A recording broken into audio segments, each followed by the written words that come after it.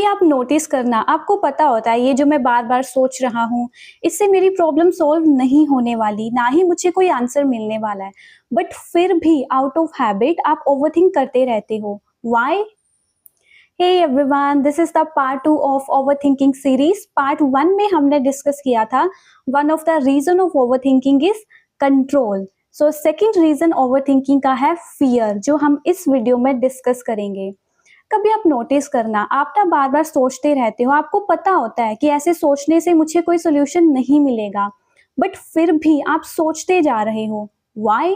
Because somewhere we feel अगर मैंने सोचना बंद कर दिया तो शायद कुछ गलत हो जाएगा। अगर मैंने ओवरथिंक करना बंद कर दिया तो आई will lose grip on the situation. और कभी कभी हम आंसर ढूंढने के लिए ओवरथिंक नहीं करते हैं, हम ओवरथिंक अपने फियर से बचने के लिए करते हैं। और यहीं पर इमोशनल डिस्टोर्शन स्टार्ट हो जाता है। इमोशनल डिस्टोर्शन मतलब मुझे ये अनकंफर्टेबल पेनफुल फीलिंग फील ना करनी पड़े।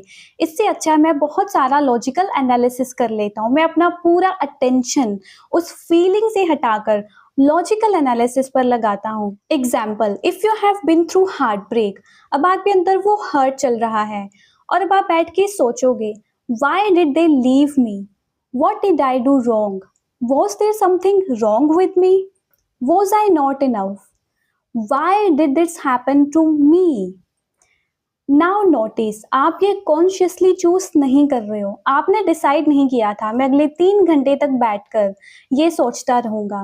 और कुछ लोगों के माइंड में तो ये क्वेश्चंस कई सालों तक चलते रहते हैं, बिकॉज आपका माइंड ऑटोमेटिकली आपको उस डायरेक्शन में लेके जा रहा है और ये प्रोसेस कंपल्सिव होता है। वाई? बिकॉज हम उस इमोशन को, उस इमोशनल पेन को फील नहीं करना चाहते हैं, हम उससे बचना चाहते हैं। And that's why emotional pain से बचने के लिए हमारे अंदर ये कंट्रोल की नीड आती है। ये भी कंट्रोल कर लेता हूँ, वो भी कंट्रोल कर लेता हूँ, इसे भी कंट्रोल कर लेता हूँ, सब कुछ कंट्रोल कर लेता हूँ। इसलिए कंट्रोल और फियर ये दोनों एक दूसरे के साथ जुड़े हुए हैं। So whenever you feel rejected, unsafe, आपका माइंड ऑटोमेटिकली एनालिसिस करने लगता है। And do you want to know why?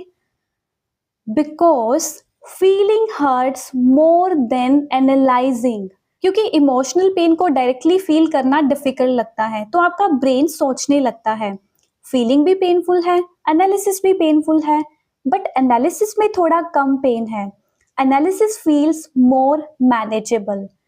तो इसलिए वो इमोशनल पेन से बचने के लिए हमें लॉजिक में ले जाता है, एनालिसिस में ले जाता है। लेट्स सपोज आपने किसी एग्जाम के लिए जेन्युइनली प्रिपेयर किया, बट रिजल्ट आपकी एक्सपेक्टेशन से मैच नहीं करा। अब आप क्या करोगे? आप ये सोचना स्टार्ट कर दोगे, why is this happening to me, other people are getting the result but मेरा रिजल्ट क्यों नहीं आ रहा है जो मैं एक्सपेक्ट कर रहा हूँ। अब आपने ये कॉन्शियसली चूज नहीं किया था कि आप अब बैठ के बार बार इसके बारे में सोचते ही रहोगे कंटिन्यूसली। ये प्रोसेस अपने आप हो रहा है, राइट? वाई? बिकॉज आपका माइंड आपको ऑटोमेटिकली लॉजिक में ले जा रहा है। Because you don't want to feel that emotional pain, you don't want to accept that this thing has happened, I haven't cleared that exam. So आप उस emotional pain से बचने के लिए आपका ब्रेन आपको लॉजिक में ले जा रहा है। नाउ द क्वेश्चन इज कि उस इमोशनल पेन का क्या करना है। सी, इमोशंस को अवॉइड करने की जरूरत नहीं है। Emotions are just like a wave, they rise, they stay for some time and then they subside. So जितना आप इमोशन से दूर भागोगे वो उतना आपको चेस करते रहेंगे और आपको परेशान करेंगे। तो आपको उनसे भागना नहीं है, जब आप उन्हें फील करोगे, ऑब्जर्व करोगे और पास होने दोगे तो उनकी जो इंटेंसिटी है वो धीरे धीरे कम होने लगेगी। So you have to face your emotions, you have to observe them and you have to completely aware of them and then let it pass, let it go.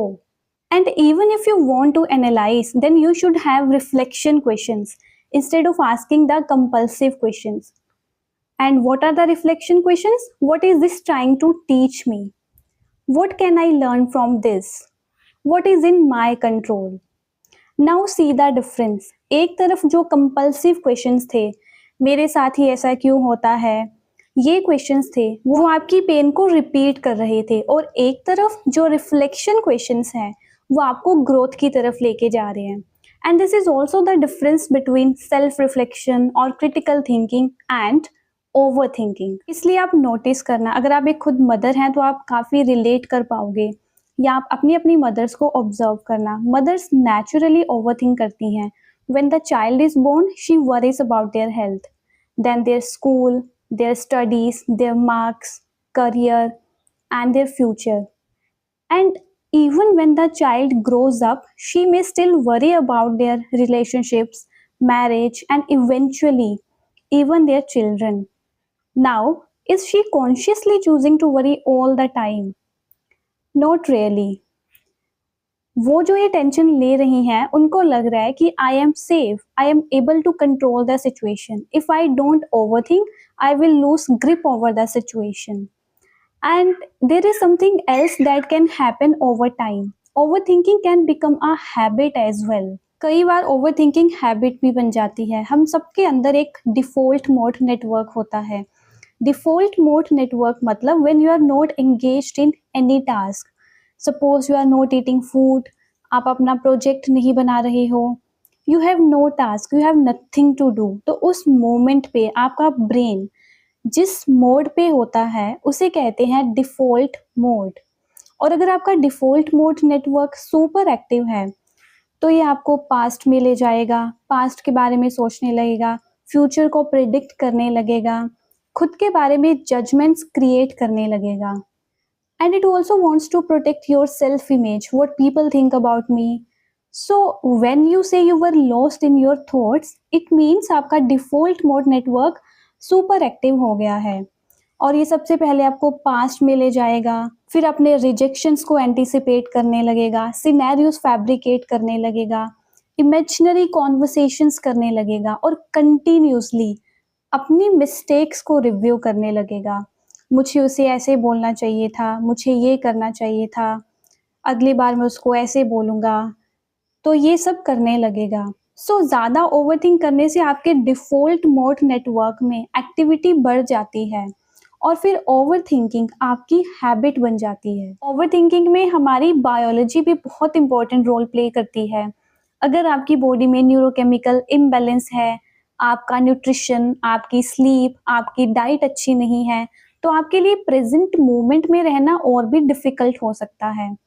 और जब हम प्रेजेंट मोमेंट में नहीं रहते हैं तो हमारे डिफ़ॉल्ट मोड नेटवर्क की जो एक्टिविटी है वो और भी बढ़ जाती है, तो इससे आपकी ओवरथिंकिंग भी बढ़ सकती है। इसलिए कभी आप नोटिस करना, जब आपकी गट हेल्थ अच्छी नहीं होती है तो आपका मूड ऑटोमेटिकली अच्छा नहीं होता है, बिकॉज हमारा ब्रेन और हमारा गट एक दूसरे के साथ कंटिन्यूसली कम्युनिकेट करते रहते हैं।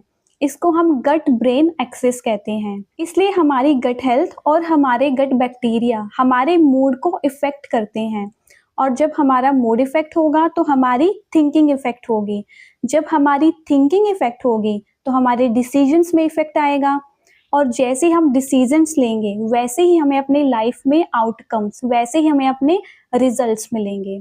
So your overall health, your neurochemical balance, your nutrition, sleep, diet, ये सब भी आपकी ओवरथिंकिंग में रोल प्ले करती हैं, तो आपको इन पे भी ध्यान देना है। So this is the part 2 of overthinking series. In the next video हम ओवरथिंकिंग का थर्ड रीजन डिस्कस करेंगे और आपकी ओवरथिंकिंग किस लेवल की है। इन द अपकमिंग वीडियोस हम उसे भी डिस्कस करेंगे और उससे डील कैसे करना है वो भी सीखेंगे। एंड अगर आपने वीडियो यहाँ तक देखा है then write in the comment section what do you learn from this video. You can write your experience also. Till then, take care of yourself and love yourself unconditionally.